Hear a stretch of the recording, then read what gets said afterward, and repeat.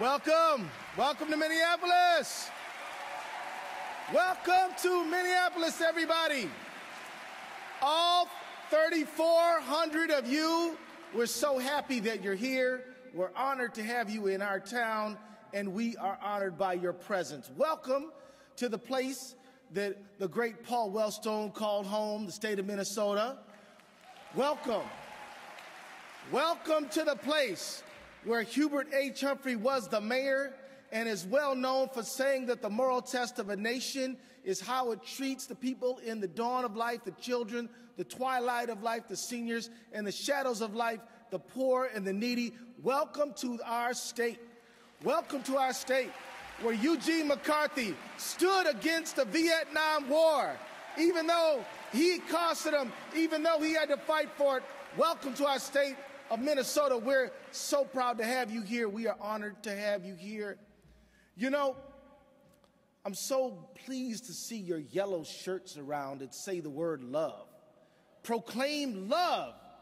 Proclaim love not just as a fuzzy, warm notion, but an active principle engaged in informing us about how we live with each other, with our planet, with this economy, with the way we do business. Love is a verb, should be active, should be specific, and it's not weak. Actually, it's quite powerful. And it's brave for you to have love on your chest, because some people will look at you and say, oh, love, you know, it's just a sentimental notion. It's not practical. It's not realistic. For all those people who fight war after war after war and spend money after dollar fighting these wars that we never get peace, I'm telling you, love is way more practical, way more realistic, way more economically sensible than these other principles that we bring to bear. Love is the way we should do business. Love is the thing that makes sense. That's right. That's right. And also, you know, the fact is that we're here together, joined together, and I just want to recall a story from the Christian Bible. I'm a Muslim, but yeah, I'm talking about the Christian Bible today. And it's very universal that I'm going to say, because it's a story about a Jewish preacher in the Christian scripture. And of course, Jesus, who I'm going to talk to you about, is a highly regarded spiritual vessel and prophet in my own faith. So it embraces everybody pretty much. You know, Jesus was teaching to the multitudes one day, and he got a little bit, after he would teach so long and he taught to the multitudes, it got along around dinner time. And his helpers, you know, he turned to them and said, you know, it's getting to be around dinner time, so what do we have for the folks to feed them? And he turned to them and said, what do we got? And they said, all we got, man, is a couple of fish and some barley loaves. And they said, and they, you know, they looked at each other and they looked at him and said, it's not enough to feed all these people. It's not enough. They got to go home. We can't help them out. They got to go. It's time to wrap it up, brother.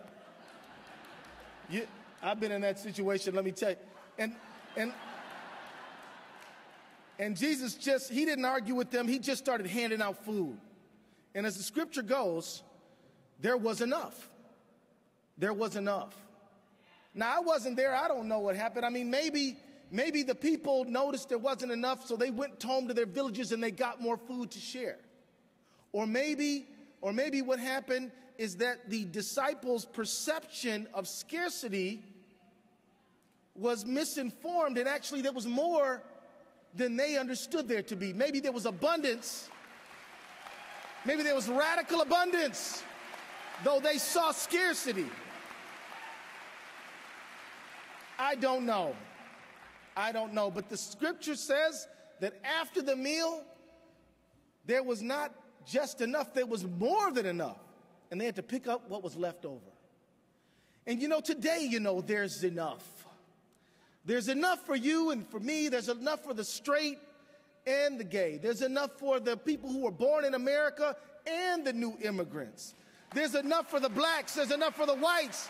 There's enough for the Latinos. There's enough for the Asians.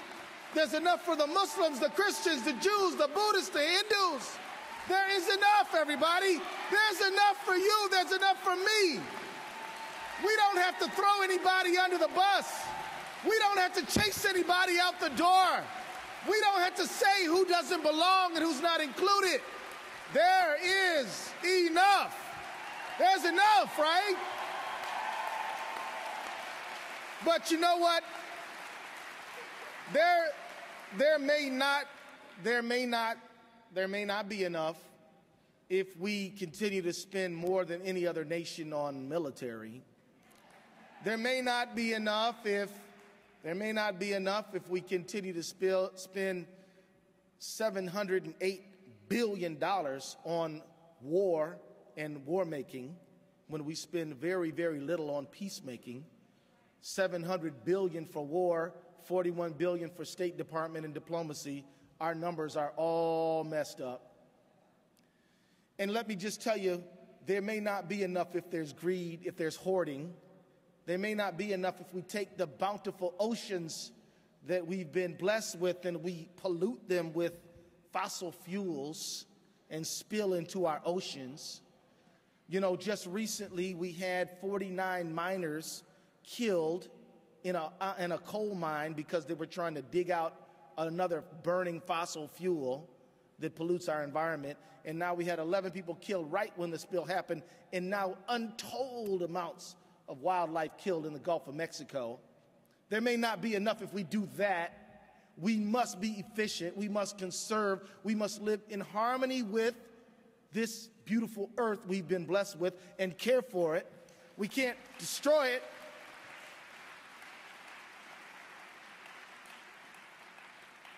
You know, there may not be enough if we squander and waste what we have. There may not be enough if we devote all of our resources to war making and killing and destruction.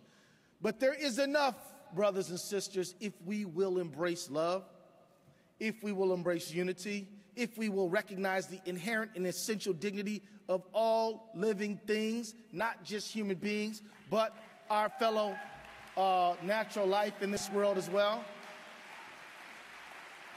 And I just want to say to you, that there is enough if you and I will commit ourselves and have a strength of spirit.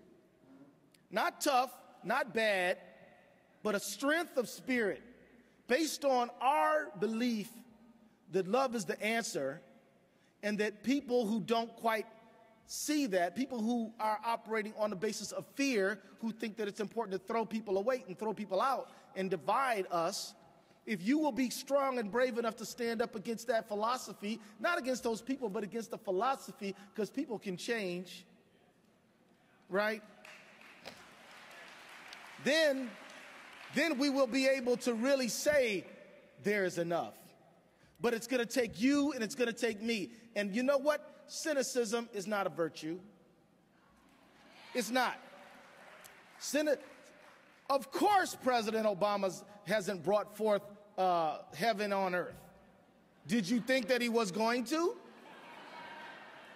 He needs a strong movement based on the principle of love to propel him forward to do the right thing. I think he wants to do the right thing. But when he's got the warmongers pulling on him, it's not easy to do the right thing. So, look, I'm going to just say welcome to Minneapolis. We're so honored to have you here. I could go on and on with this stuff, but I can't do it because there's other folks who need to tell you other things. But I say bless you, I love you, and I'm so glad to be here. Have a great convention.